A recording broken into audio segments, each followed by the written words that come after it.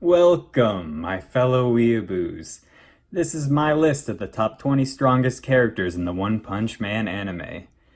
This list is only based off of the anime up to the end of Season 2, and will not include feats from the manga or webcomic. This list is ranking them in terms of overall fighting power and ability, so just because a character is higher up on the list doesn't necessarily mean I think they can beat everybody below them in all scenarios. It just means that I think they are overall the more dangerous fighter. Not every character that shows up in the anime is going to be on this list, just the ones who have enough screen time, feats, and battles to scale them properly to the other characters. Now, on to the list. Number 20. Fubuki. Even though she's B-Class rank 1, she's only there because she chooses not to move up. She has powerful psychic abilities that could easily get her near the top of A-Class, but she admitted she could never be number 1. Number 19. Iain. A-Class rank 2, he's Atomic Samurai's top disciple and one of the A-Class heroes Fubuki said she couldn't surpass. He's good with the sword and even managed to hold off the dragon-level threat Mosergarde for a bit. Number 18. Pooty Prisoner. He may be the bottom of S rank, but this naked angel with a lifetime sentence for not being able to keep his hands off of other men should still be above everybody else below him due to rank alone, and this is backed up by his fights against the Deepsea King and Mosergarde. Number 17. Tank Top Master. Being S-Class rank 16, his rank is higher than Pooty Prisoner's, and him being able to throw giant pieces of rubble at Boros' ship and forcing Garo into using martial arts to defeat him back this up. Number 16. Sudhir. He's an expert-level martial artist who made it to the finals of the tournament by one-kicking all of his opponents, including 2 A-rank heroes. After the tournament, he defeated Chose, another martial artist who became a demon-level monster. Though he might not be as physically as strong as Tank Top Master, Sudhir should be able to defeat him with his martial arts, just as Garo did. Number 15. Metal Bat. S-Class rank 15, this delinquent with a pompadour uses his metal bat to beat his enemies into submission. What makes him truly dangerous is how he never gives up and constantly gets stronger as he takes a beating. He was able to take out multiple demon-level monsters, hold out for a bit against the dragon-level Centauro, and almost defeated Garo, even while injured. If given long enough, he could probably become strong enough to deserve a higher spot on this list. But the fact he takes time to build up his fighting spirit and allows attacks that could possibly kill him to land keeps me from putting him higher up. Number 14. Speedo Sound Sonic.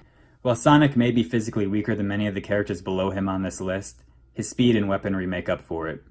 He did better against the Deepsea King than Pooty Prisoner did, outsped Jesos to the point he forced him into trying a large area of effect attack, and uses deadly weapons such as a sword, throwing knives, and explosives. If he gets tagged by characters like Metal Bat, the fight would probably be over in an instant, but I just don't see how any of them could deal with his speed, and if they can't deal with his speed, they'll be hit by his sword and eventually go down. That being said, Metal Bat would be much more effective at dealing with monsters with a high defense. Number 13. The Deepsea King. This demon-ranked monster easily defeated A-Class heroes Stinger, Lightning Max, and Snek. Not only that, he defeated S-Class heroes Pooty Prisoner and Jesos as well, all while in his dehydrated form, though he did take Jesos out with a cheap shot. In his hydrated form, he was fast enough to almost catch Sonic, meaning he should be faster than, or at the very least as fast as every person below him on this list, besides Sonic himself. He was durable enough to tank a point-blank fire blast from Jesos that destroyed multiple buildings and was able to come back for more almost instantly. Characters like Metal Bat and Sudhir could arguably outdo him in close-quarters combat, but the Deepsea King's regenerative powers, extendable tongue with teeth, and acid spit that's strong enough to one-shot Jesos would give him the advantage in my opinion. Sonic could avoid all of those, but his attack power is too weak to get by the Deepsea King's strong defense and regeneration. Number 12. Bach Reason. He was stated to be a dragon-level monster, so that alone should put him above all the demon-level monsters, plus he was skilled in martial arts before his monster transformation. However, he practically peed himself when faced with the power of Goketsu, another dragon-level monster, and all he really did was beat up an already beaten Suryu, so when it comes to dragon-level threats, he's the bottom of the barrel. Number 11. Garo. At the beginning of Season 2, he was probably around the level of Suryu, but after every fight he constantly got stronger and stronger, to the point even Jesos, Bang, and Bomb were having trouble putting him down. He's extremely skilled in martial arts, can cause massive destruction to the landscape with his strikes, can tank hits on a similar level and continue fighting, and is fast enough to completely deflect the fire of a Gatling gun. Number 10. Bang and Bomb. Bang was strong enough to become S-Class rank 3, and his older brother Bomb seems to be about the same strength as him. They both proved they're above Garo, and their strikes were so powerful they were able to stop Sentichoro dead in his tracks, knock him back, and completely crack his outer shell. Number 9. Jesos. At S-Class rank 14, he's below Bang, and when it comes to hand-to-hand combat, he would probably get his ass handed to him as well. But I believe when it comes to overall combat ability, Jesos is superior, at least by a small margin. Not only can he create massive fire blasts that can blow the tops off of mountains, he can disassemble and reattach his body parts, propel himself with rockets, and release sticky liquid to trap his opponents. He also did just about as well against Sentichoro as Bang and Bomb did, except he was fighting on his own instead of together. Number 8. Mosergarde. One of Boros' top lieutenants, this alien was able to hold his own against multiple S-Class heroes at once. He's extremely hard to kill and can only be defeated by destroying all of his tiny orbs that are hiding within his body. Just one direct strike from him was able to heavily damage Bang, and I think that's enough to comfortably put him above Bang, Jesos, and the others. Number 7. Carnage Kabuto. He was the strongest creation of the House of Evolution and one of the few creatures who have ever been able to recognize Saitama's strength.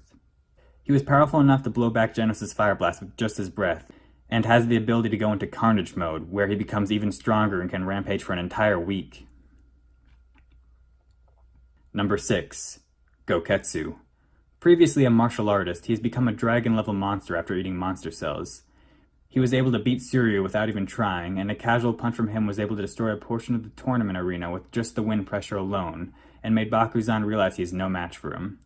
With his skill in martial arts, he should be able to find and destroy the marbles inside of Mosergarde, and since Kabuto's only attacks are physical ones, Goketsu should be able to use his martial arts skills to come out on top. Number 5. Sentichoro. This monster's large size makes him dangerous enough, but not only is he big, he also has pretty good regenerative abilities as well. When his shell is cracked, he can molt his damaged exterior to become as good as new, and even when a massive explosion is set off inside of him, he's barely phased. Jenos, Bang, and Bomb had no chance of beating him even altogether. Very few heroes have the ability to beat him, and out of the ones who can, only 2 of them have enough showings to justify putting them on this list. Number 4. The giant Maru Gori. He could destroy entire towns, killing thousands with just the swing of his hand, and create a massive crater in the ground with a barrage of punches. These feats alone put him above everybody below him, as I don't see any of them being able to recreate or survive such incredible showings of power. Number 3. Tata Maki. S-Class rank 2, her incredible psychic powers were enough to stop the cannon fire from Boros' ship and send it right back at it. She also pulled a meteor from space to destroy a huge dinosaur and casually crushed a giant octopus monster. The reason I put her above Maru Gori is due to the fact that even if the giant is stronger, there's really nothing he can do if she just raises him in the air and sends him into space. Her small size and ability to fly would probably make her difficult to target as well. Number 2. Boros. This alien tyrant is supposedly strong enough to destroy entire worlds and was able to kick Saitama to the moon. He's also one of the few beings who survived more than a single punch from Saitama, and his high level of regeneration makes him even harder to put down. Saitama stated he was probably the strongest he ever faced. Number 1. Saitama. The man who became so strong his hair fell out. The guy who beats all his enemies in one punch. The man, the myth, the legend. Caped Baldy. He's become so strong he's become disappointed he can't find anybody strong enough to face him, and even Boros admitted he barely challenged Saitama. Though, there is one entity that exists that is too much, even for Saitama. Number 0. King. Saitama may be able to beat every opponent with one punch, but King doesn't even need to throw a punch. He can just intimidate his enemies into submission. He has also defeated Saitama casually with just 2 fingers. Well, that was my list. I hope you enjoyed it, and even if you thought it was a sloppy mess made by a madman, I would be happy to talk about it in the comment section. Oh crap! There's a sale at the grocery store! I gotta go!